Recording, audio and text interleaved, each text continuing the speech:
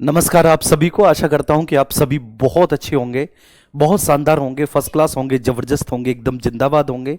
आप सभी का स्वागत है, बहुत बहुत स्वागत है सभी का। आकाश रजक है, अमित गौतम है, लव शोम है, ठीक है, सभी का स्वागत है। आइए ठीक है, आगे चलते हैं। कुलवंत सिंह हैं, दीपाली हैं, वंदना यादव हैं, पीयूष हैं, विनय पासवान जी हैं, आशुतोष हैं, मोहित मिश्रा हैं, अनिल यादव, मनीष, भूमिका तिवारी, ठीक है, सभी का बहुत बहुत स्वागत है, जितने भी हमारे छोटे बहन भाई हैं। आइए, आज का जो आपका टॉपिक है, देखिए आज का आपका टॉपिक बहुत इंटरेस्टिंग है एक्चुअली। जब आप अपने सिलेबस को देखोगे तो वहां पर एक जलवायु संरक्षण भी है, ठीक है, उसे समझना है। अब ये जो जलवायु संरक्षण है, जिसको आप बोलेंगे क्लाइमेट कन्वर्जेशन, तो इस जलवायु संरक्षण से ही वाकई के आगे की चीजें आपकी चलेंगी, है ना। जलवायु संरक्षण आपको पढ़ना है और उसके बाद फिर आप पढ़ेंगे कि ग्रीन हाउस इफेक्ट क्या होता है, ओजोन लेयर डिप्लीशन क्या होता है, ठीक है, ऐसी बहुत सारी चीजें। और फिर वहीं से कहीं ना कहीं आपकी बायोडायवर्सिटी भी आ जाती है, ठीक है। आइए, तो यहां पर हम लोग आगे बढ़ते हैं। सभी का बहुत बहुत स्वागत है हृदय से, और बहुत अच्छे से आपको अब समझ में आने लग गया होगा एनवायरमेंट, ठीक है। आप अच्छे से समझ भी पा रहे होंगे, वो आपके कमेंट्स मुझे दिखाई देते हैं। कुछ चीजों को दोस्त, ठीक है, एक बार रिवीजन करने की भी आवश्यकता पड़ती है। तो जब रिवीजन करने की आवश्यकता पड़ती है ना, तो प्लीज एक बार रिवीजन किया करो आप लोग। मुझे पता है कि आपकी क्लासेस ही इतनी सारी चल रही है कि कहां से टाइम मिलता होगा। तो स्पेशली जो आपके नए विषय हैं ना, नए विषय जो अभी ऐड हुए हैं, जो आपके पीईटी में नहीं थे, मतलब प्रीलिम्स में आपके नहीं थे, और इसमें भी इन्वायरमेंट, ग्रामीण परिवेश और डिजास्टर मैनेजमेंट, इस पर तो आप बहुत अच्छे से फोकस करो प्लीज, ठीक है। मेरा आप सभी लोगों से ये रिक्वेस्ट है। तो यहां पर हम बढ़ते हैं, और बढ़ने के क्रम में सबसे पहले हम बात करते हैं जलवायु संरक्षण, क्लाइमेट कंजर्वेशन, जलवायु संरक्षण, ठीक है, इसे हम समझेंगे।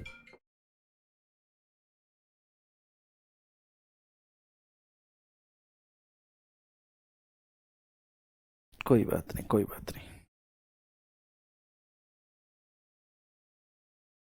ठीक है। आइए देखेंगे क्लाइमेट कंजर्वेशन,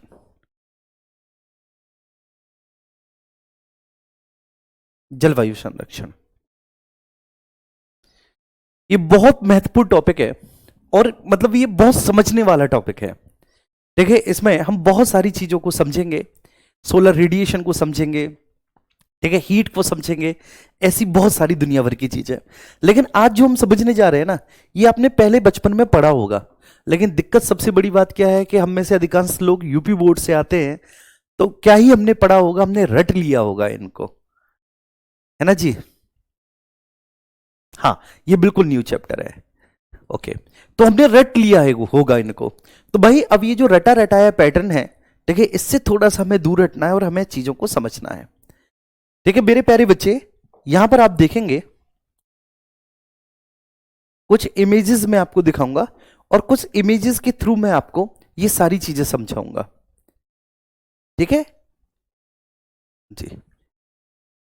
ये क्या है ना, एक क्रम से नहीं लगा हुआ, तो इसलिए कई बार क्या है कि आपको समझाने के लिए, ठीक है, हम फिगर्स भी लेकर आए हैं कि ये चीजें आपके बहुत अच्छे से समझ में आए। ये देखेंगे, आप देख रहे हैं कि सूर्य से हमारी पृथ्वी पर प्रकाश प्राप्त हो रहा है ना। सूर्य से हमारी पृथ्वी पर ये प्रकाश की किरणें प्राप्त हो रही हैं, और ये दिन के समय प्राप्त होती हैं। जब सूर्य से हमारी पृथ्वी पर प्रकाश नहीं पड़ता, तो वो स्थिति रात की होती है। हम कह देते हैं दिन और रात में यही तो अंतर है कि दिन में सूर्य की प्रकाश की किरणें पड़ती हैं, और रात में सूर्य की प्रकाश की किरणें नहीं पड़ती, बस इतना ही अंतर होता है। ये बात हम बहुत अच्छे से समझते हैं, इस बात को हम बहुत अच्छे से जानते हैं, ठीक है। अब हमें यहां पर कुछ चीजें समझने की जरूरत है। आप देखेंगे कि सूर्य से हमारी पृथ्वी पर जो रेडिएशन आता है, इसको हम लोग एग्जैक्टली सोलर रेडिएशन कहते हैं। सूर्य से हमारी पृथ्वी पर ये जो रेडिएशन आ रहा है, इसको सोलर रेडिएशन कहते हैं। ये समझेंगे ये सोलर रेडिएशन कैसा होता है, क्या होता है। और जहां तक आप लोगों का प्रश्न होता है कि सर, ठीक है, लिखवाते हुए चलिए, तो इन सारी चीजों को मैं लिखवाते हुए भी चलूंगा बहुत अच्छे से, लेकिन समय लगेगा आपको समझने में, ठीक है। तो इसलिए बहुत अच्छे से धैर्य के साथ इन चीजों को समझते आप रहना। यहां पर देखेंगे आप, ठीक है, अब ये जो सूर्य से हमारी पृथ्वी पर जो रेडिएशन आ रहा है जी, तो इसको हम लोग सोलर रेडिएशन कहते हैं, जैसा कि मैंने आपको बताया। लेकिन ये जो बच्चे आता है ना, ये अनुप्रस्थ तरंगों के रूप में आता है। मतलब सूर्य से प्रकाश की किरण जो हमारी पृथ्वी पर आती है, तो सूर्य से निकलने वाली ये जो प्रकाश की किरण होती है, that is a example of अनुप्रस्थ तरंग। ये क्या होती है? ये एक अनुप्रस्थ तरंग होती है। तरंगें दो प्रकार की होती हैं, अनुप्रस्थ और अनुदैर्घ्य। ठीक है, तो इससे पहले मैं आपको थोड़ा सा तरंगों के बारे में बता दूं, हल्का सा, जिससे कि आप इस चीज को समझ सकें। तो यहां पर आप समझेंगे, हम यहां पर लिखते हैं वेव्स, तरंग। हालांकि फिजिक्स की विषय वस्तु है, लेकिन क्या करें, ये एक ऐसा विषय है कि इसमें फिजिक्स भी चलेगा, इसमें कई बार केमिस्ट्री भी चलेगा, कई बार इसमें बायोलॉजी भी चलेगा। जैसे पूरे इकोसिस्टम और पूरी इकोलॉजी में बायोलॉजी चला, और यहां पर फिजिक्स थोड़ा बहुत हम देखेंगे, तरंग। ठीक है, अब ये जो तरंगें होती हैं दो प्रकार की होती हैं। एक होती है मैकेनिकल वेव्स, यांत्रिक तरंग, यांत्रिक तरंग, मैकेनिकल वेव्स, मैकेनिकल वेव्स। और दूसरी होती है वैद्युत चुंबकीय तरंग।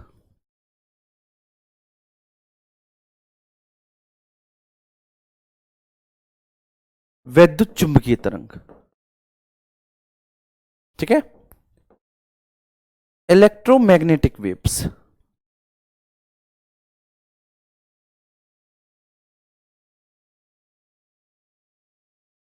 Electromagnetic waves. तो मैंने आपको बताया कि भैया तरंगें दो प्रकार की हैं, एक है यांत्रिक और दूसरी है आपकी वैद्युत चुंबकीय तरंग। अंतर क्या होता है इन तरंगों में? अंतर यह होता है कि जो यांत्रिक तरंग होती हैं, मैकेनिकल वेव्स, ये केवल, समझना बहुत अच्छे से, ये केवल वहीं पर चलती हैं जहां पर कोई माध्यम होगा।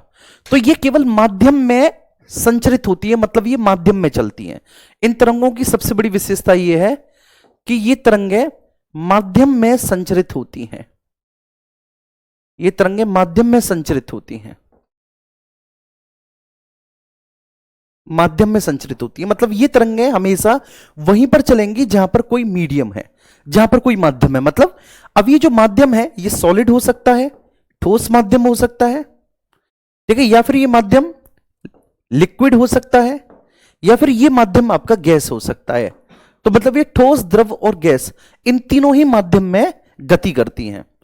ठीक है, तो मतलब इनको चलने के लिए माध्यम की आवश्यकता होती है। ये कौन सी हो जाएंगी? बड़ा स्वाभाविक है, इतना तो हमें समझ में आ गया कि भाई ये वो तरंगे होंगी जिनके संचरण के लिए माध्यम की कोई आवश्यकता होगी नहीं होगी।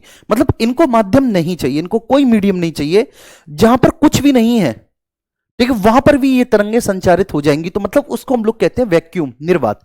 ये तरंगे निर्वात में भी चलती हैं, जहां ना ठोस है, ना द्रव है, ना गैस है, तो उसे हम लोग कहेंगे निर्वात। तो ये तरंगे निर्वात में संचरित होती हैं, है ना जी।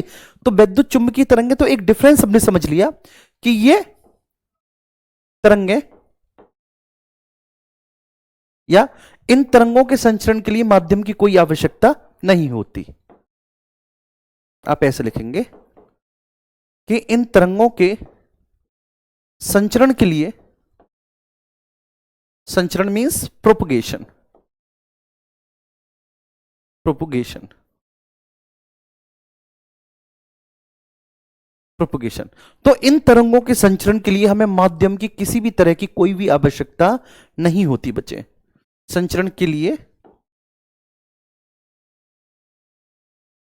इन तरंगों के संचरण के लिए माध्यम की आवश्यकता नहीं होती,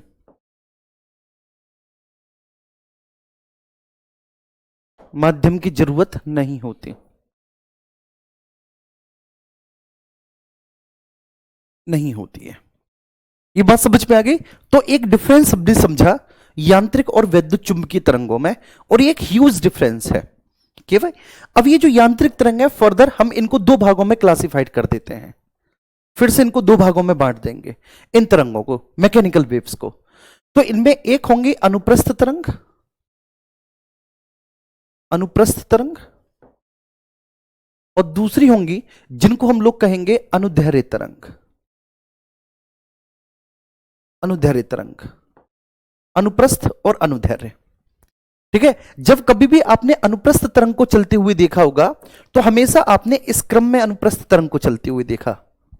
ठीक है, आपने पहले कभी भी तरंगे पढ़ी होंगी तो अनुप्रस्थ तरंगों को आपने इस क्रम में चलती हुई देखा, लेकिन जब कभी भी आपने अनुदैर्घ्य तरंगों को चलते हुए देखा होगा तो आपने अनुदैर्घ्य तरंगों को इस तरह से चलते हुए देखा होगा।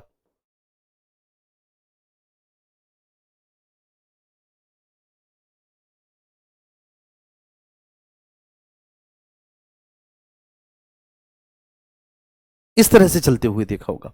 कभी भी आपने कोई भी इमेज वगैरह देखा होगा। तो इसका मतलब क्या होता है, तो अनुप्रस्थ तरंग को हम लोग कहेंगे ट्रांसवर्स वेव्स, इसको ट्रांसवर्स वेव्स बोलते हैं, ट्रांसवर्स वेव्स। और इसको हम लोग बोलते हैं कि ये लॉन्गिट्यूडनल वेव है, ये लॉन्गिट्यूडनल वेव्स है। ठीक है, तो that is the basic difference between both of the waves. अनुप्रस्थ तरंग को आपने ऐसे चलते हुए देखा होगा, अनुदैर्घ्य तरंग को ऐसे। तो मतलब इसका डिफरेंस क्या है, इनका मतलब क्या है? तो अनुप्रस्थ तरंग का मतलब ये होता है कि ठीक है, ऐसी तरंग है, ठीक है, जहां पर माध्यम के कण तरंग संचरण की दिशा के लंबवत कंपन करते हैं। ठीक है, ऐसी तरंगों में क्या होता है, ऐसी तरंगों में क्योंकि ये माध्यम में ही गति करती हैं, इनके संचरण के लिए माध्यम की आवश्यकता होगी, तो इनके संचरण के लिए माध्यम की आवश्यकता होती है, माध्यम में ही गति करते हैं। तो अनुप्रस्थ तरंगों में माध्यम के जो कण होते हैं वो तरंग के चलने की दिशा के लंबवत, ठीक है, तो माध्यम के कण तरंग के चलने की दिशा के लंबवत कंपन करते हैं। और यहां पर माध्यम के कण तरंग के चलने की दिशा के लंबवत नहीं, बल्कि यहां पर माध्यम के कण तरंग संचरण की दिशा में ही कंपन करते हैं। ठीक है, तो दोनों में मैं अंतर लिख देता हूं। यहां पर जो माध्यम के कण है, यहां पर माध्यम के कण तरंग संचरण की दिशा के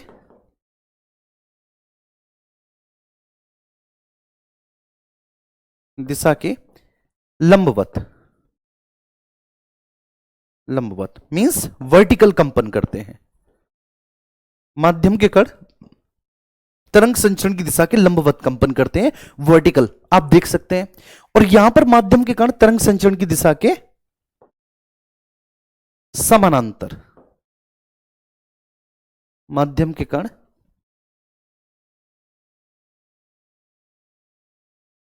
तरंग संचरण की दिशा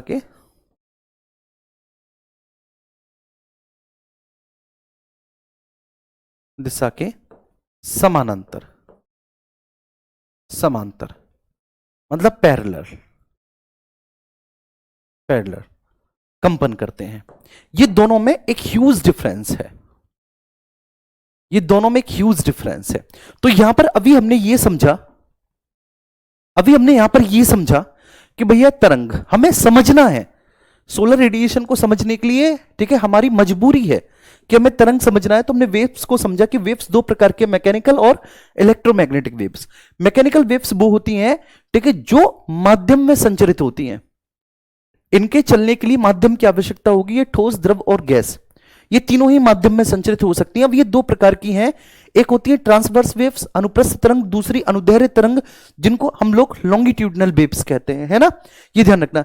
तो यहां पर क्या है, यहां पर माध्यम के कण तरंग चलने की दिशा के, तरंग संचरण की दिशा के वर्टिकल, ठीक है ना, लंबवत कंपन करते हैं, और यहां पर उसके क्षैतिज दिशा में या समानांतर दिशा में कंपन करते हैं। तो कुछ इस तरह से, ठीक है, कुछ इस तरह से कंपन करते हैं। आपने देखा अनुदैर्घ्य और अनुप्रस्थ तरंगों में आपको डिफरेंस समझ में आ गया होगा। अब आप चाहते हैं कि सर आप एग्जाम्पल देकर हमें बताइए, तो देखो अनुप्रस्थ तरंग का सबसे बेहतरीन एग्जाम्पल होता है, ठीक है, प्रकाश, प्रकाश की तरंग। लेकिन प्रकाश की तरंग अनुप्रस्थ तो है, लेकिन प्रकाश की तरंग यांत्रिक नहीं है। आप कहेंगे सर ऐसे कैसे, ठीक है, ये कैसे हो गया कि प्रकाश की तरंग जो है वह अनुप्रस्थ तो है लेकिन वो यांत्रिक नहीं है। क्यों? क्योंकि प्रकाश वहां पर भी होता है जहां पर कोई भी माध्यम नहीं होता, प्रकाश वहां पर भी होता है जहां पर कोई भी माध्यम नहीं होता। मतलब प्रकाश की तरंग जो है वो वैद्युत चुंबकीय अनुप्रस्थ तरंग है। कैसी है? वैद्युत चुंबकीय अनुप्रस्थ तरंग है। बस इसी बात को आपको याद में रखना है, बस और कुछ नहीं। और यही समझाने के लिए मैं आपको यहां तक लेकर आया, ठीक है, यही मैंने समझाने के लिए आपको यहां तक लेकर आया कि यह बात आप समझें कि प्रकाश की तरंग, ठीक है, एकमात्र ऐसा अपवाद है कि जो अनुप्रस्थ तो है लेकिन यांत्रिक नहीं, ठीक है, जो ट्रांसवर्स तो है लेकिन मैकेनिकल नहीं, वो ट्रांसवर्स है लेकिन इलेक्ट्रोमैग्नेटिक वेव है, वो ट्रांसवर्स है लेकिन कैसी है, इलेक्ट्रोमैग्नेटिक वेव्स है। आई थिंक ये बात समझ में आ गई होगी। अब जैसे अनुदैर्ध्य तरंग है, तो अनुदैर्ध्य तरंग का एग्जांपल होगा ध्वनि तरंग।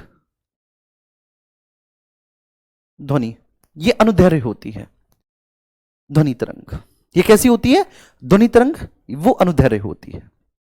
देखिए, अब अनुदैर्ध्य तरंगों की सबसे बड़ी विशेषता क्या है कि अनुदैर्ध्य तरंग ठोस में भी गति कर सकती है, द्रव में भी गति कर सकती है और गैस में भी गति कर सकती हैं। ठोस, द्रव और गैस तीनों ही माध्यम में गति कर सकती हैं।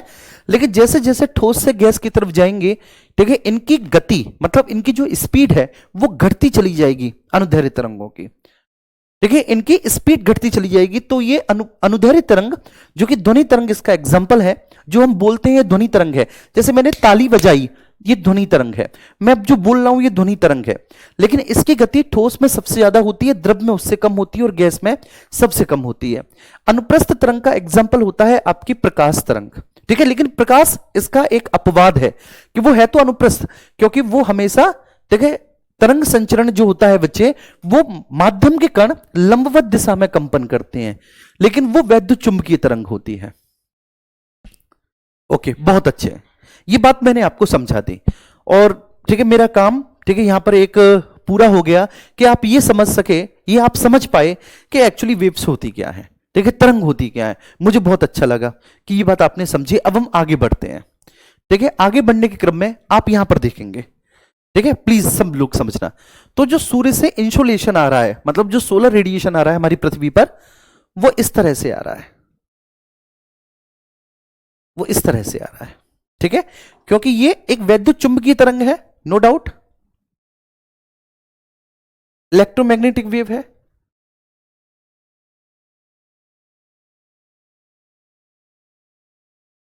ये एक वैद्युत चुंबकीय तरंग है, लेकिन वैद्युत चुंबकीय तरंग होने के साथ साथ कैसी है, अनुप्रस्थ तरंग है। अनुप्रस्थ तरंग है। क्यों है अनुप्रस्थ तरंग, क्योंकि यहां पर माध्यम के कण तरंग संचरण की दिशा के लंबवत कंपन करते हैं। क्योंकि यहां पर माध्यम के कण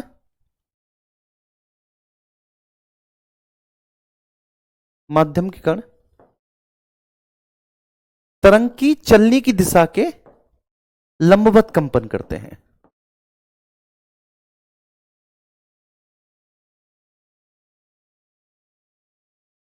लंबवत कंपन करते हैं माध्यम के कण। ठीक है, अच्छा, अब ये एक तरंग है। ठीक है, इस तरंग को आपने देखा कि ये भाई क्या है, ये एक तरंग है,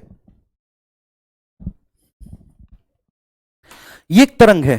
इस तरंग को आपने देखा, इस तरंग का जो ऊपर उठा हुआ हिस्सा होता है, इसको हम लोग कहते हैं क्रेस्ट, इसको हम लोग कहते हैं श्रृंग। ठीक है, बात ध्यान रखना भाई, इसी मत चलाना। इसको हम लोग कहते हैं श्रृंग। ठीक है, इस तरंग का ऊपर उठा हुआ हिस्सा, और इसका जो नीचे उठा हुआ हिस्सा होता है, इसको हम कहते हैं गर्त, ट्रफ। क्या कहते हैं, ट्रफ कहते हैं। ये ध्यान रखना, अनुप्रस्थ तरंग में तरंग का ऊपर उठा हुआ हिस्सा क्रेस्ट कहलाता है, श्रृंग कहलाता है, नीचे वाला हिस्सा गर्त कहलाता है। ठीक वैसे ही आप अनुदैर्ध्य तरंग में आ जाएंगे। अनुदैर्ध्य तरंग में यहां पर माध्यम के कण एक दूसरे के बहुत ज्यादा नजदीक होते हैं। आपने देखा यहां पर माध्यम के कण एक दूसरे के नजदीक हैं, तो इसको हम लोग कहेंगे कंप्रेशन। इस स्थिति को हम लोग क्या बोलते हैं, संपीड़न बोलते हैं। इस स्थिति को कंप्रेशन बोलते हैं। इंग्लिश मीडियम वाले प्लीज कंप्रेशन लिख देना। यहां पर माध्यम के कण एक दूसरे के बहुत ज्यादा नजदीक होते हैं, और यहां पर आप देखेंगे यहां पर माध्यम के कण एक दूसरे से दूर दूर होते हैं। कितनी दूर दूर है, तो इस स्थिति को हम लोग बोलते हैं विरलन। तो ये यहां पर आपका फिजिक्स का भी एक टॉपिक कंप्लीट हो गया। आपसे पूछे कि वह कौन सी तरंग होती है कि जो संपीड़न और विरलन में प्रोपगेट करती है, वह कौन सी वेव्स होती है जो संपीड़न और विरलन में प्रोपगेट करती है, आप कहेंगे अनुदैर्ध्य तरंग होती है। आपसे पूछे कि वो कौन सी तरंग होती है जो श्रृंग और गर्त में प्रोपगेट करती है, जो श्रृंग और गर्त में चलती है, आप कहेंगे कि वो अनुप्रस्थ तरंग होती है। ठीक है, वो कौन सी तरंग होती है जिसके चलने के लिए किसी भी प्रकार के माध्यम की, मीडियम की कोई आवश्यकता नहीं होती, वो निर्वात में, वैक्यूम में भी चल सकती है, आप कहेंगे वैद्युत चुंबकीय तरंग। आपसे पूछे कि वो कौन सी तरंग है, ठीक है, जो अनुप्रस्थ तो है, वह कौन सी तरंग है जो अनुप्रस्थ तो है लेकिन यांत्रिक नहीं है। अर्थात अनुप्रस्थ तो है, यांत्रिक नहीं है, मतलब अनुप्रस्थ तो है लेकिन वो कैसी है, वैद्युत चुंबकीय तरंग है, तो आप कहेंगे वो प्रकाश की तरंग होती है जी। वो क्या होती है, वो प्रकाश की तरह होती है। तो यहां पर क्या होगा, संपीड़न और विरलन होगा, यहां पर कंप्रेशन और यहां पर रियरफैक्शन होगा, कंप्रेशन और रियरफैक्शन।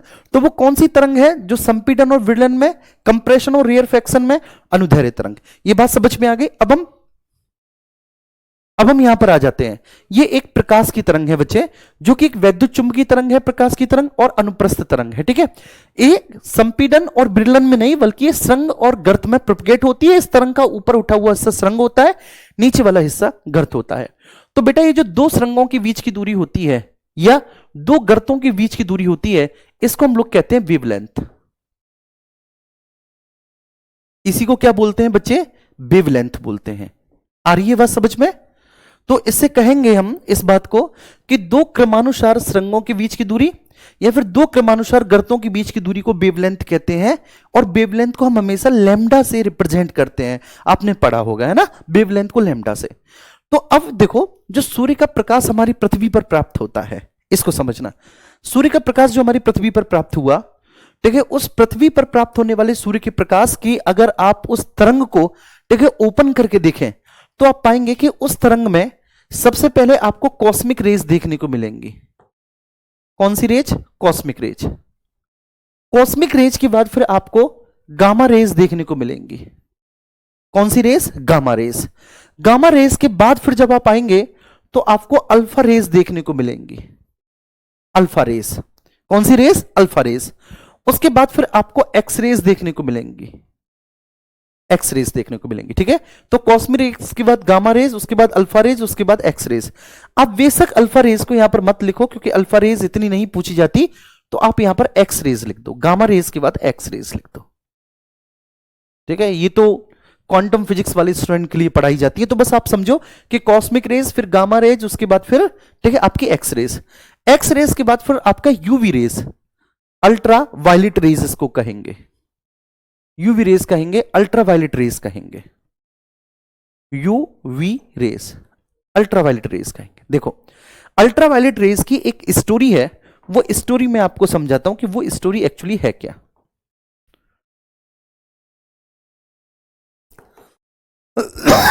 उसकी एक स्टोरी है, उसकी एक स्टोरी मैं आपको समझाता हूं कि एक्चुअली वो स्टोरी है क्या, ठीक है। ये बात आप समझना। यहां पर विजिबल रेडिएशन होता है, ये विजिबल रेडिएशन है, ये वाला विजिबल रेडिएशन, मतलब जिसको हम लोग कहते हैं कि ये दृश्य विकिरण है। विजिबल रेडिएशन बोले तो क्या, विजिबल रेडिएशन बोले तो भाई ये दृश्य विकिरण है, मतलब ये वो रेडिएशन है जिसके कारण हम वस्तुओं को देख पाते हैं। ये वो रेडिएशन है जिसके कारण हम वस्तुओं को, ठीक है, देख पाते हैं, ये वो वाला रेडिएशन। तो उस वाले रेडिएशन में, ठीक है, विवग्योर होता है, आपने पढ़ा होगा, V I V G B O R, ठीक है। ये जो विवग्योर है, ये विवग्योर आपका विजिबल रेडिएशन है। Violet, indigo, blue, green, yellow, orange और रेड, क्लियर है। अब रेड से नीचे जब आएंगे तो आपका रेड से नीचे इंफ्रारेड रेडिएशन है, यहां से इसका नाम पड़ा। रेड के नीचे का रेडिएशन इंफ्रारेड रेडिएशन है, इंफ्रारेड रेडिएशन। और जो वायलेट के परे है, जो वायलेट के पार है रेडिएशन, उसको आप लोग UV radiation means ultraviolet radiation कहते हैं, उसको हम यूवी रेडिएशन कहते हैं। फिर हम आगे बढ़े और इंफ्रारेड रेडिएशन के बाद फिर हमारी रेडियो वेव्स पड़ेंगी यहां पर, फिर रेडियो वेव्स है, और रेडियो वेव्स के बाद फिर आपकी थर्मल वेव्स है। क्या है, हमारी थर्मल वेव्स है। तो इतना फिलहाल हमने यहां पर समझ लिया। तो आपसे एक चीज पूछी जाती है, ये फिजिक्स में पूछी जाती है, लेकिन यहां पर भी आपको ध्यान में रखना है, ठीक है। यहां पर भी आपका ये क्लियर हो जाएगा कि जैसे जैसे आप आगे बढ़ रहे हैं तो आप क्या पा रहे हैं कि वेवलेंथ बढ़ती चली जा रही है। जैसे जैसे आगे बढ़ रहे हैं वेवलेंथ बढ़ती चली जा रही है। यहां पर वेवलेंथ कम थी और जैसे जैसे आप आगे बढ़े वेवलेंथ बढ़ती चली गई, लेकिन जो आवृत्ति है वह घटती चली जा रही है। देखिए, फ्रीक्वेंसी घटती चली जा रही है। फ्रीक्वेंसी को आप इस तरह से भी डिनोट कर सकते हैं, फ्रीक्वेंसी घटती चली जा रही है, ठीक है। तो वेवलेंथ बढ़ती चली जा रही है। जैसे जैसे हम आगे बढ़ रहे हैं तो आगे बढ़ने के क्रम में तरंग दैर्घ्य, वेवलेंथ हमारी बढ़ रही है, तरंग दैर्घ्य हमारी बढ़ रही है। और आवृत्ति जो है, आवृत्ति हमारी घट रही है। क्या ये बात सभी को समझ में आ रही है? तो वो आपसे यहां पर पूछे कि भाई आपसे 4 ऑप्शन दे दे और कहे कि cosmic rays, radio waves, thermal rays और यूवी रेज में, ठीक है, सबसे ज्यादा आवृत्ति किसकी होगी? तो आप कहेंगे कॉस्मिक रेज की सबसे ज्यादा आवृत्ति होगी। वो पूछे कि सबसे ज्यादा तरंग दैर्घ्य किसकी होगी? आप कहेंगे थर्मल वेव्स की सबसे ज्यादा तरंग दैर्घ्य होगी। ठीक है, अब ये जितना भी रेडिएशन आ रहा है, ये मैं क्यों समझा रहा हूं, मैं बताता हूं। ये जितना भी रेडिएशन आ रहा है, इस रेडिएशन का, ठीक है, केवल ये वाला जो हिस्सा है, ये हमारे पृथ्वी के वायुमंडल को गर्म करता है, थर्मल वेव्स वाला। इस पूरे रेडिएशन का ना हमारी पृथ्वी का वातावरण बेटा कॉस्मिक रेस से गर्म होता, ना गामा रेस से होता, ना अल्फा से होता, ना यूवी से होता, ना विवग्योर। विवग्योर तो वैसे भी ये विजिबल रेडिएशन है, इसके कारण हम वस्तुओं को देख पाते हैं, इसके कारण हम वस्तुओं को देख पाते हैं। तो हमारे पृथ्वी का वायुमंडल या हमारे पृथ्वी का वातावरण जिस रेडिएशन से गर्म हो रहा है, वो रेडिएशन कौन सा है? Thermal waves. उसको हम लोग ऊष्मीय विकिरण कहेंगे। अब हम आगे बढ़ते हैं। ठीक है, अब आप देखो यहां पर, ठीक है, इस इमेज को देखो।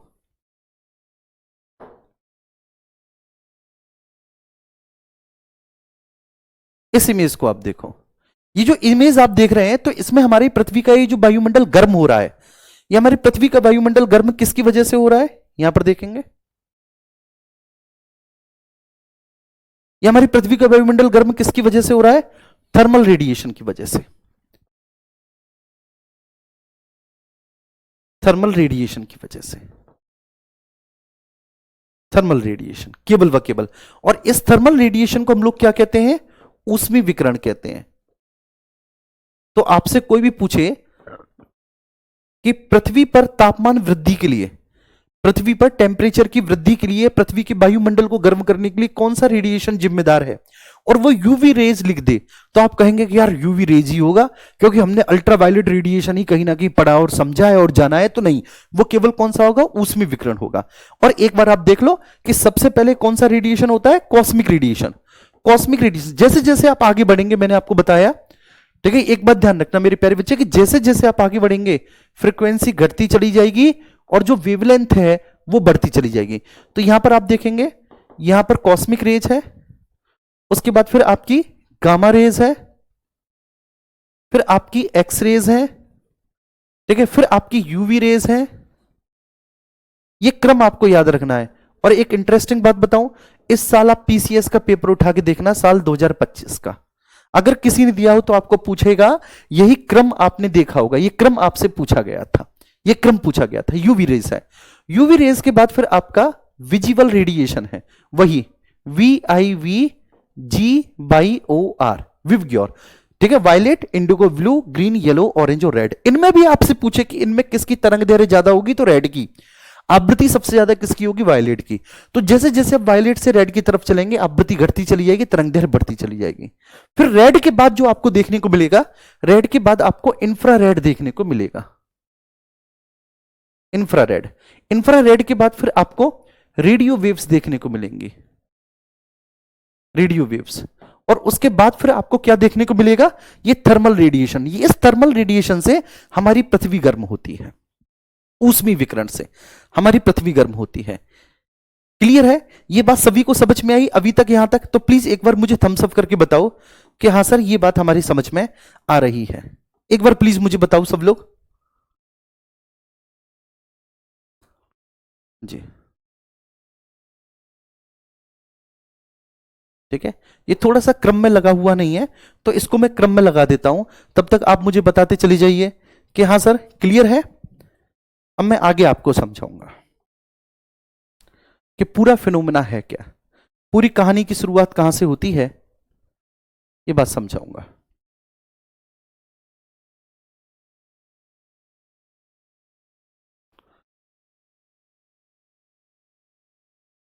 यहां पर आएंगे, इसे आप देखेंगे तो ये जो है, ठीक है ना, ये यहां पर एक मिनट इसको ऊपर करता हूं। ये देखिए, ये क्या है? ये इंसोलेशन है। ये क्या है? इंसोलेशन। सूर्य से हमारी पृथ्वी पर ऊष्मीय विकिरण आ रहा है, सूर्य से हमारी पृथ्वी पर सोलर इंसोलेशन आ रहा है, ठीक है, सोलर रेडिएशन आ रहा है। तो ये आता हुआ है, जो ये आ रहा है, ये आता हुआ है, इसे आप देखेंगे, ये आता हुआ है, ये आ रहा है, जहां पर मैंने एरो लगाए हैं। लेकिन कुछ को आप वापस जाते हुए भी देख रहे हैं, जैसे ये वापस जा रहा है, जैसे ये वापस जा रहा है, जैसे ये वापस जा रहा है, तो आखिर इसके पीछे रीजन क्या है कि आ भी रहा है और जा भी रहा है भाई। ठीक है, इसके पीछे का रीजन हमें समझना है। इसके पीछे का रीजन क्या है कि साहब आ भी रहा है और जा भी रहा है। तो बस यही बात हमको समझनी है कि आना और जाना कैसे होता है। ठीक है, और रही बात, फिर आप कहेंगे कि सर नोट्स, ठीक है, तो नोट्स भी मैं आपको बताऊंगा, लिखाऊंगा। क्लियर है ना, नोट्स भी मैं आपको लिखवाऊंगा, बताऊंगा, लेकिन पहले अभी आप यहां पर ध्यान दो, क्योंकि ये भी तो आपको समझाना बड़ा जरूरी है मेरे भाई। तो पहले आपको यहां पर फोकस करना है बहुत अच्छे से। तो ये क्लियर हो गया हमारा कि आ रहा है, जा रहा है, ये सारी चीजें हो रही हैं, और यहां पर आप इन एरोज से देख सकते हैं। तो पूरी कहानी क्या होती है, पूरी कहानी हम समझते हैं कि पूरी कहानी क्या है। हमारी पृथ्वी पर बेटा वायुमंडल है, समझना, यहां से कहानी शुरू होती है कि हमारी पृथ्वी पर वायुमंडल है। हमने बचपन से ही बात पढ़ी है कि हमारी पृथ्वी पर वायुमंडल है, एटमॉस्फेयर है। ठीक है, जो कि बाकी के अन्य ग्रहों पर नहीं पाया जाता। अन्य ग्रहों पर है भी तो वो हमारी पृथ्वी जैसा नहीं है। ठीक है, उसमें भी दिक्कत है, अन्य ग्रहों में वो हमारी पृथ्वी जैसा है ही नहीं। तो हमारी पृथ्वी पर वायुमंडल है, ठीक है ना, और इसी वायुमंडल के कारण हमारी पृथ्वी पर जीवन है।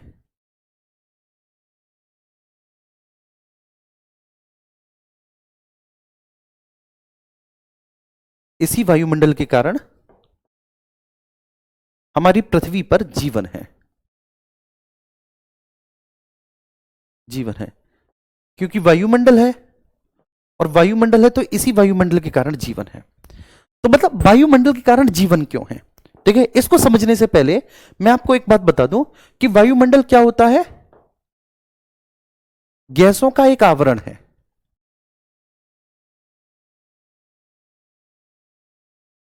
वायुमंडल क्या है, अ लेयर ऑफ गैसेस, गैसों का एक आवरण है जो हमारे चारों ओर फैला हुआ है, जो हमारे चारों ओर विस्तृत है, जो हमारे चारों ओर फैला हुआ है, जो हमारे चारों ओर विस्तृत है। अब इस वायुमंडल में सबसे प्रमुख गैस है नाइट्रोजन, जो 78% है। अब आप इसका संगठन पढ़ लीजिए कि वायुमंडल का संगठन है क्या। ठीक है, यह प्रश्न बहुत पूछा जाता है। तो नाइट्रोजन इसमें 78% है। ऑक्सीजन जो है इसमें वह 21% है। ऑक्सीजन अगर आप देखेंगे तो लगभग 99% हो चुका है। ठीक है, 21% ऑक्सीजन के साथ 99। अब इसमें आप कार्बन डाइऑक्साइड को भी देखेंगे। कार्बन डाइऑक्साइड 0.04% है, जो कार्बन डाइऑक्साइड है। पहले कभी 0.03% हुआ करता था, लेकिन अब कार्बन डाइऑक्साइड की सांद्रता बढ़ी है। कैसे बढ़ी है यह भी समझाऊंगा। कार्बन डाइऑक्साइड 0.04% है। इसमें एक अक्रिय गैस भी होती है जिसका नाम होता है आर्गन। आर्गन 0.94% के आसपास है, या फिर 93 कह लीजिए, 0.93% आपका आर्गन है। इसके अलावा अन्य गैसेस हैं जो कि बहुत कम अमाउंट में हैं। ये चार प्रमुख गैसेस हैं। ठीक है, अदर गैसेस भी हैं जो बहुत कम अमाउंट में हैं। अदर गैसेस जो बहुत कम अमाउंट में है। क्लियर है। अब वो अदर गैसेस जो बहुत कम अमाउंट में है वो कौन कौन सी हैं, तो आप उनमें जैसे कि आपका, ठीक है, हीलियम है, ये भी एक अक्रिय गैस है, हीलियम है, नियोन है, ठीक है, आपकी जलवाष्प भी है। जलवाष्प भी एक गैस है, और जलवाष्प भी हमारे वायुमंडल में पाई जाती है। जलवाष्प भी है जो कि हमारी वायुमंडल में पाई जाती है। ठीक है, तो हमारी पृथ्वी पर वायुमंडल है, इस वायुमंडल के कारण ही जीवन है। और वायुमंडल क्या है, वायुमंडल गैसेस का एक आवरण है। ठीक है, ये गैसेस का एक आवरण है जो हमारी पृथ्वी के चारों ओर फैला हुआ है, और इस वायुमंडल का संगठन ये है। अब होता क्या है, होता यह कि हमारी पृथ्वी पर सूर्य का प्रकाश आया। ठीक है, हमारी पृथ्वी पर सूर्य का प्रकाश आया। जब ये सूर्य का प्रकाश आया तो हमारी पृथ्वी पर ये जो वायुमंडल है, वायुमंडल में जो विभिन्न गैसेस हैं, इन गैसेस ने क्या किया कि उस प्रकाश को एब्जॉर्ब किया। दिन के समय, जब तक दिन था, ठीक है, तब तक इस प्रकाश को एब्जॉर्ब किया। जब रात आई तो रात के समय, ठीक है, वो पार्थिव विकिरण के माध्यम से इसको वापस भेज देंगे। रात आएगी तो रात के समय वापस भेज देंगे। लेकिन चूंकि हमारी पृथ्वी पर वायुमंडल है, तो ये वायुमंडल इस पार्थिव विकिरण को, ठीक है, पूरी तरह से नहीं जाने देता। देखिए, ये वायुमंडल इस पार्थिव विकिरण को रोक लेता है, और जब ये पार्थिव विकिरण को रोक लेता है तो इसलिए हमारी पृथ्वी का जो एवरेज टेम्परेचर है वो लगभग लगभग समवेयर 15 डिग्री सेल्सियस बना रहता है। इसलिए हमारी पृथ्वी पर रात के समय, ठीक है, अचानक से ठंडी नहीं होती। रात के समय टेम्परेचर घटता है, लेकिन वो बहुत धीरे धीरे टेम्परेचर घटता है।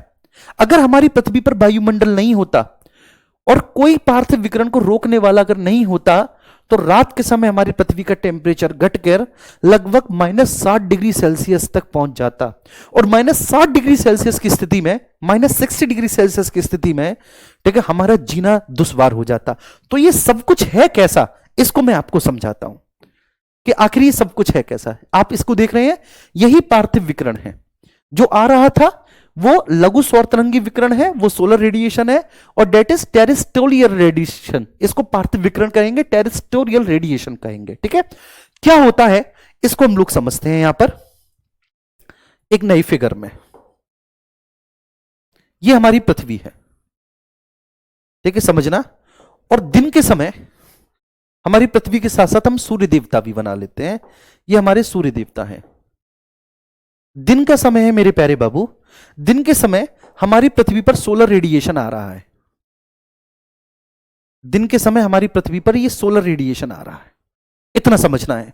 अब दिन के समय हमारी पृथ्वी पर ये जो सोलर रेडिएशन आ रहा है, तो पृथ्वी पर हमारा सरफेस है, हमारा घर है, घास है, पेड़ है, ठीक है, हमारा पोडियम है पृथ्वी पर, ठीक है, सारी एक्टिविटी है, सारी चीजें हैं। तो अब ये जो सोलर रेडिएशन आता है इसको हम कहते हैं सूर्य विकिरण को। समझना बच्चे, ठीक है, बहुत डिटेल में समझाऊंगा, तो इसलिए आपको एक एक पॉइंट बहुत अच्छे से समझना है। ये जो सोलर रेडिएशन आ रहा है, ये आ रहा है लघु सौर तरंगी विकिरण के रूप में। ओहो, ये क्या हुआ, समझाऊंगा। ये लघु सौर तरंगी विकिरण के फॉर्म में आ रहा है, विकिरण के फॉर्म में आ रहा है। लघु सौर तरंगी विकिरण का मतलब ये होता है कि यहां पर बस एक जगह में बनाऊंगा, आपको समझाऊंगा कि ये जो रेडिएशन आ रहा है, इस रेडिएशन में आने वाली ये जो अनुप्रस्थ तरंगे हैं, इन अनुप्रस्थ तरंगों की आवृत्ति अधिक है, तरंग दैर्घ्य कम है। ये जो अनुप्रस्थ तरंगे आ रही हैं, भाई ऑब्वियस सी बात है, ये सबसे पहले मैंने इसलिए बताया, ये कैसी तरंग है, ये अनुप्रस्थ तरंग है। इन अनुप्रस्थ तरंगों को हम लोग लघु सौर तरंगी तरंगे कहेंगे, ठीक है, लघु सौर तरंगी विकिरण कहेंगे। क्यों कहेंगे इसको अनुप्रस्थ तरंगों को लघु सौर तरंगी विकिरण?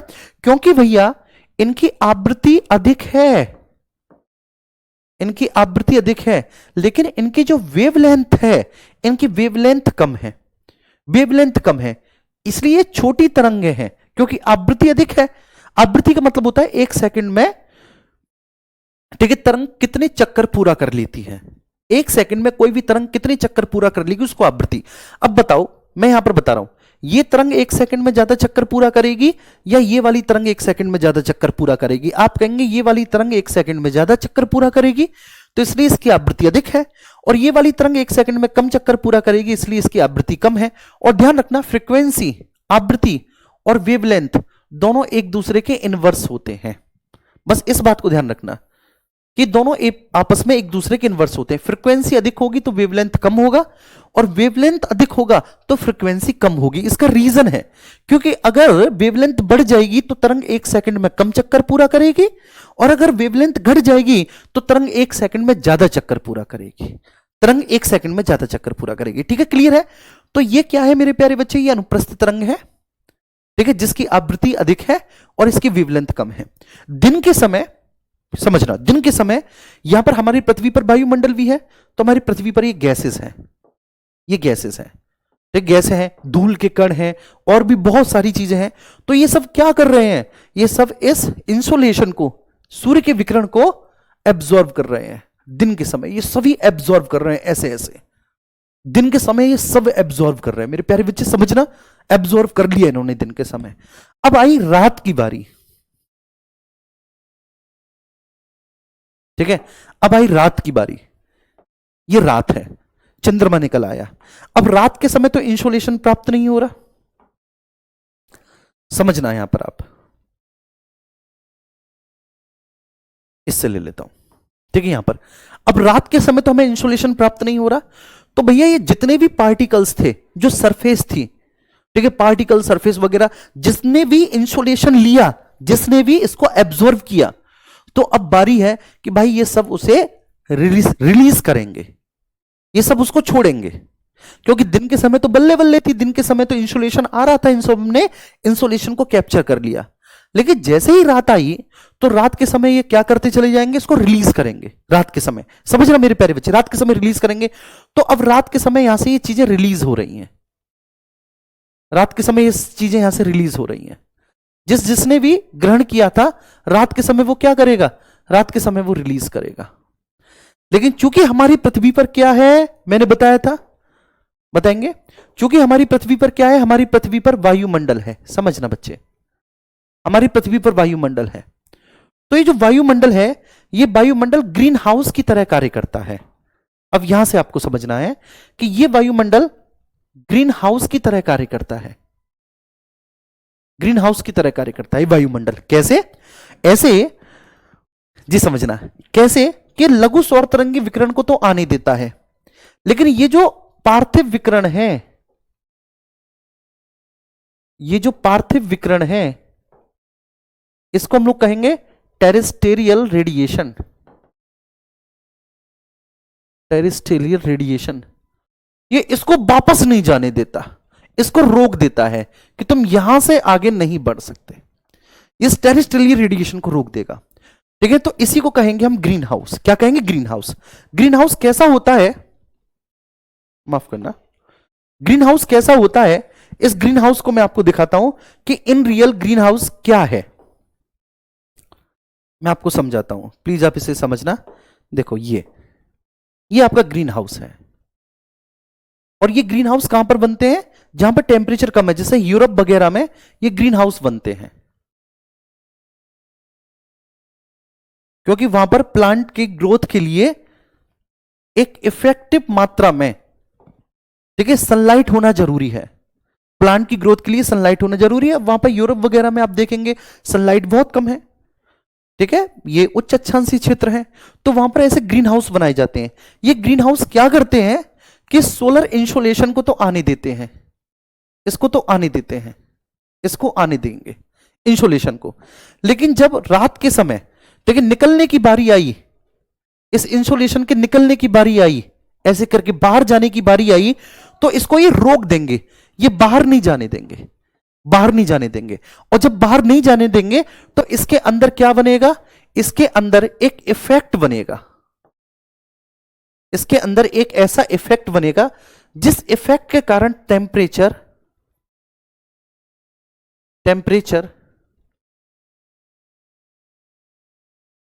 जिस इफेक्ट के कारण टेम्परेचर, ठीक है, बढ़ जाएगा। और जब टेम्परेचर बढ़ जाएगा तो टेम्परेचर के बढ़ने के कारण प्लांट्स भी ग्रोथ करने लग जाएंगे। टेम्परेचर बढ़ जाएगा जी बेटा, टेम्परेचर बढ़ जाएगा तो टेम्परेचर के बढ़ जाने के कारण, ठीक है, प्लांट्स भी ग्रोथ करने लग जाएंगे। इसी इफेक्ट को हम क्या कहते हैं, इसी इफेक्ट को ग्रीन हाउस इफेक्ट कहते हैं। हाँ हाँ, अभी चलेगी 5-6 मिनट और। इसी को ग्रीन हाउस इफेक्ट कहते हैं। क्या मेरी बात समझ में आई? क्या कहते हैं इसको? ग्रीन हाउस इफेक्ट कहते हैं।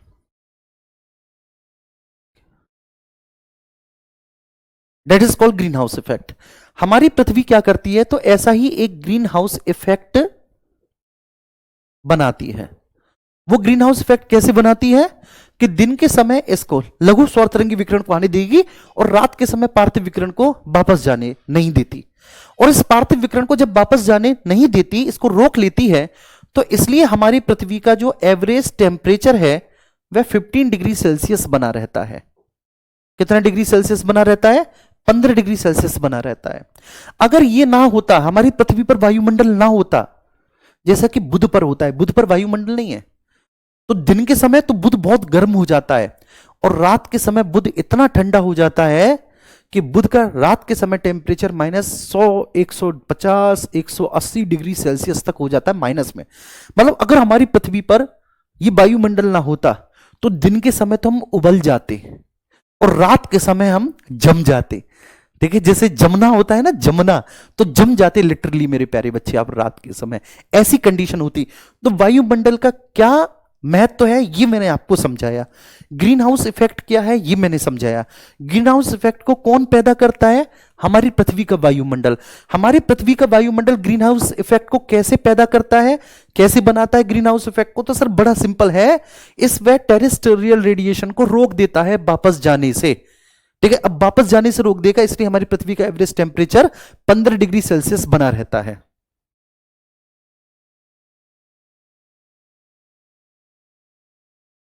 जी ठीक है, ये बात क्लियर है। तो आज हमने ग्रीन हाउस इफेक्ट को समझा।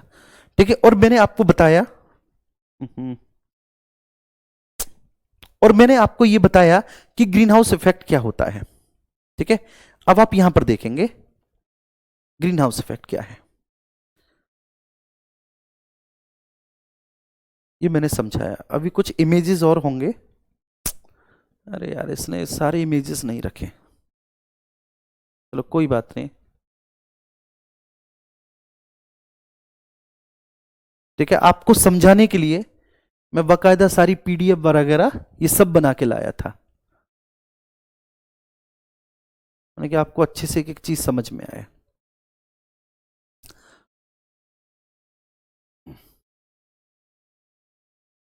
ये आप देखेंगे। ठीक है, आप इस इमेज को देखिएगा, ये यहां पर समझाया है। That is insolation. Insolation means आप देख रहे हैं इनकमिंग सोलर रेडिएशन, ये इंसोलेशन है जो हमारी पृथ्वी पर प्राप्त हो रहा है। ये इंसोलेशन है, ठीक है, जो हमारी पृथ्वी पर प्राप्त हो रहा है, दैट इज इंसोलेशन। रात के समय, ठीक है, जब सूर्य नहीं निकलता तो क्या होता है? टेरेस्टेरियल रेडिएशन होता है, पार्थिव विकिरण होता है। लेकिन ये जो आप वायुमंडल देख रहे हैं, ये जो आप वायुमंडल देख रहे हैं, ये वायुमंडल क्या करेगा मेरे प्यारे बच्चे? ये वायुमंडल इस लॉन्ग वेव रेडिएशन को बाहर नहीं जाने देगा। Long wave radiation is terrestrial radiation.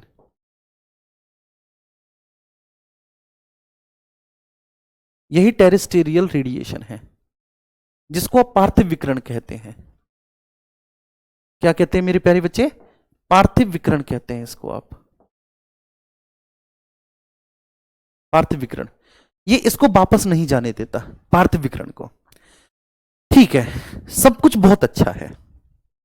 ठीक है, यहां तक हमारे समझ में आ गया क्या है। लेकिन अब हमें यह समझना है भाई कि ये जो ग्रीन हाउस गैसेस हैं ये क्या है? ग्रीन हाउस गैसेस क्या है ये हमको समझना है। एक बड़ा प्यारा कॉन्सेप्ट है green house gases. Green house gases का मतलब है कुछ ऐसी गैसेस, कुछ ऐसी गैसेस जो इंसोलेशन को रिसीव तो करती हैं, जो इंसोलेशन को अब्जॉर्ब तो करती हैं, जो इंसोलेशन को एब्जॉर्ब तो करती हैं। कुछ ऐसी गैसेस होंगी, यस, कुछ ऐसी गैसेस हैं जो इंसोलेशन आप समझ गए, इंसोलेशन को एब्जॉर्ब कर लेती हैं, ये जो आ रहा है। लेकिन जब रात के समय जो लॉन्ग वेव रेडिएशन है, जब बारी आती है कि भाई लॉन्ग वेव रेडिएशन को रिलीज करो, रात हो गई रिलीज करो, तो वो मना कर देती है कि नहीं, हम इनको रिलीज नहीं करेंगे। मतलब वो टेरेस्ट्रियल रेडिएशन को रिलीज करने से इनकार कर देती हैं। सिंपल सी बात है।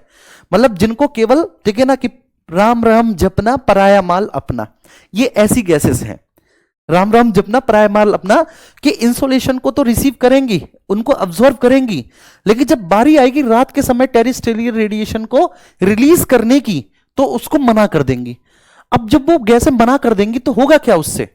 बताइए भाई, बैलेंस कब होता? एक बात बताएंगे आप, ठीक है, बैलेंस कब होता? मैं आपसे पूछता हूं, बैलेंस कब होता? बैलेंस होता कि दिन के समय इंसोलेशन को तो एब्जॉर्ब किया जाता, ठीक है, और रात के समय उसको क्या किया जाता? रिलीज किया जाता।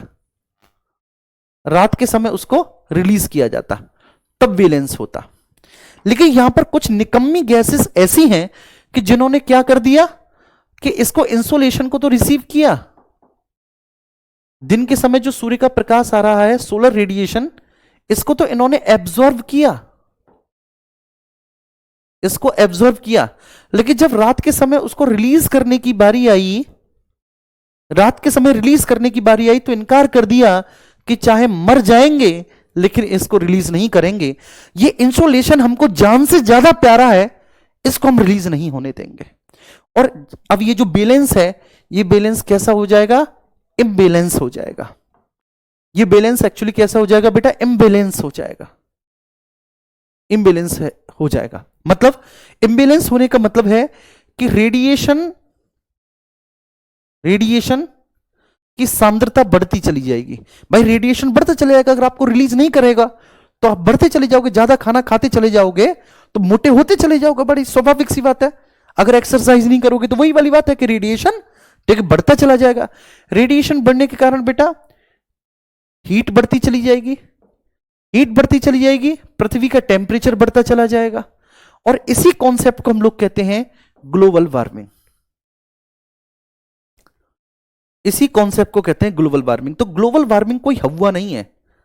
आज से पहले ये टॉपिक आपको हवा लगता होगा, और इसलिए शुरुआत में जो 15-20 मिनट मैंने केवल एक ही टॉपिक को समझाने पे लिए ना, कि वेव्स क्या होती हैं, इंसुलेशन क्या होता है, रेडिएशन क्या होता है, वो सारी चीजें मैंने वो समय इसीलिए लिया कि जब मैं इस चीज पर आऊं तो आप इसको समझ पाओ। वैसे आप सब लोग ग्रेजुएट हैं, मैं आपसे उम्मीद नहीं करता कि ये सारी चीजें मुझे आपको समझानी पड़े, लेकिन मुझे ये भी पता है कि आप किस तरह से ग्रेजुएशन करके आए हैं, मैं सब जानता हूं। तो इसलिए ये ग्लोबल वार्मिंग है। ग्लोबल वार्मिंग क्या है? कि पृथ्वी के टेम्परेचर में ठीक है लगातार होने वाली वृद्धि। और ये वृद्धि कैसी है? Artificial enhancement of the temperature of earth. Artificial enhancement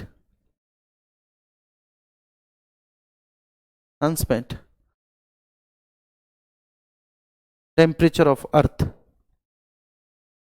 पृथ्वी के, आप हिंदी में लिख लेंगे, पृथ्वी के वायुमंडल में होने वाली कृत्रिम तापमान में वृद्धि, इसी को ग्लोबल वार्मिंग कहते हैं। इसी को global warming, artificial enhancement of temperature of earth, that is called global warming.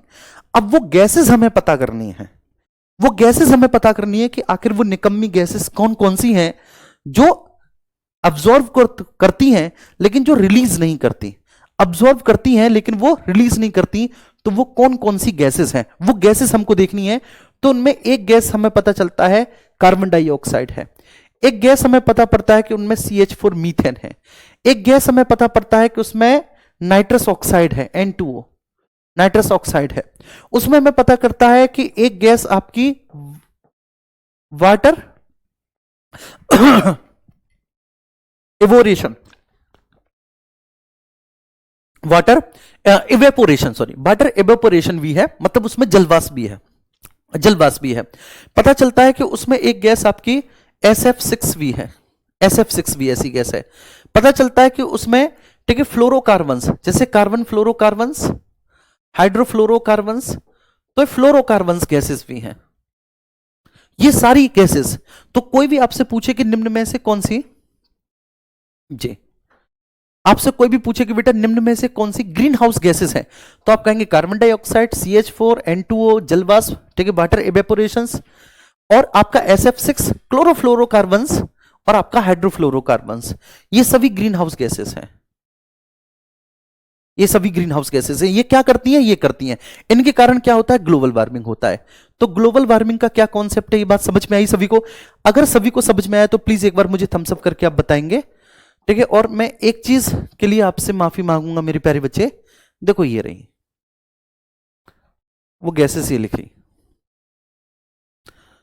और वो इसलिए कि ये जो है ना ये सही से लग नहीं पाई अपने उसमें। Carbon dioxide, CO2, CH4 means methane, मैं लिख देता हूं मीथेन। मीथेन रिलीज होती है आपके धान के खेत से, ठीक है, या फिर जहां पर अपशिष्ट पदार्थों का डिकम्पोजिशन होता है वहां से। कार्बन डाइऑक्साइड हमारे इंडस्ट्री वगैरह से। आपका नाइट्रस ऑक्साइड हो गया, ठीक है, SF6, ठीक है, क्लोरोफ्लोरोकार्बन्स, और इसमें वाटर एवेपोरेशन, मतलब आपकी जलवाष्प, आपकी जलवाष्प, ये इसमें शामिल है। ये ग्रीन हाउस गैसेस हैं। आगे हम बात करते हैं, बस एक सेकंड बेटा अभी छोड़ रहा हूं मैं आपकी क्लास को, ठीक है। कल से ये व्यवस्थित, ये भैया लगा नहीं पाए, एक्चुअली ये नए थे भैया, तो लगा नहीं पाए इसको। इसको देखो आप, इस इमेज को देखो आप अच्छे से, जरा देखो, इसमें गैसेस हैं, कार्बन डाइऑक्साइड, जरा देखेंगे यहां पे है कार्बन डाइऑक्साइड, CS4 ये मीथेन है, N2O और ये आपका क्या है, ये जलवाष्प है। अब जलवाष्प का कोई केमिकल फॉर्मूला नहीं है, ये जलवाष्प। इसके अलावा मैं लिख देता हूं SF6 N2O, N2O तो लिखा हुआ है, और फ्लोरोकार्बन्स, चाहे इसमें क्लोरोफ्लोरोकार्बन्स है या फिर इसमें हाइड्रोफ्लोरोकार्बन्स है, ये सब ये ग्रीन हाउस गैसेस हैं। ग्रीन हाउस गैसेस क्या करती हैं? Green house gases artificial enhancement करती हैं। देखो ग्रीन हाउस तो हमारी पृथ्वी पर हो ही रहा है मेरे प्यारे बच्चे, हमारी पृथ्वी पर ग्रीन हाउस तो हो ही रहा है, लेकिन वो गैसेस जो आर्टिफिशियल रूप से इसकी सांद्रता को, इसकी कॉन्सेंट्रेशन को बढ़ा देती हैं, वो ग्रीन हाउस गैसेस हैं जी। ठीक है, ओके, हाँ ठीक है। वाटर वेपर यस, जलवाष्प, वाटर वेपर यस।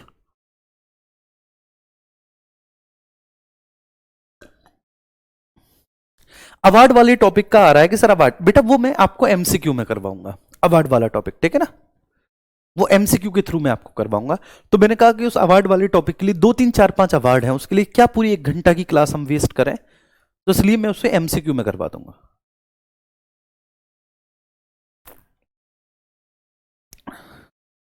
आइए, नोट्स कैसे लिखें, अब नोट्स की बात आ रही है, मतलब जब समझ में अच्छा आ गया तो अब नोट्स कैसे लिखें। कोई बात नहीं, 3 चीजें कल मैं आपको, ठीक है, नोट्स करवा दूंगा। एक, ग्रीन हाउस गैसेस क्या होती है, ठीक है, दूसरा ग्लोबल वार्मिंग क्या होती है, और तीसरा जो पूरा सोलर इंसोलेशन है, ये पूरा सोलर इंसोलेशन कल मैं नोट्स में पीडीएफ फॉर्म में आपको बता दूंगा। ठीक है, चलिए ओके, ओके, कंप्यूटर की क्लास लो अब आप। Thank you so much, thank you.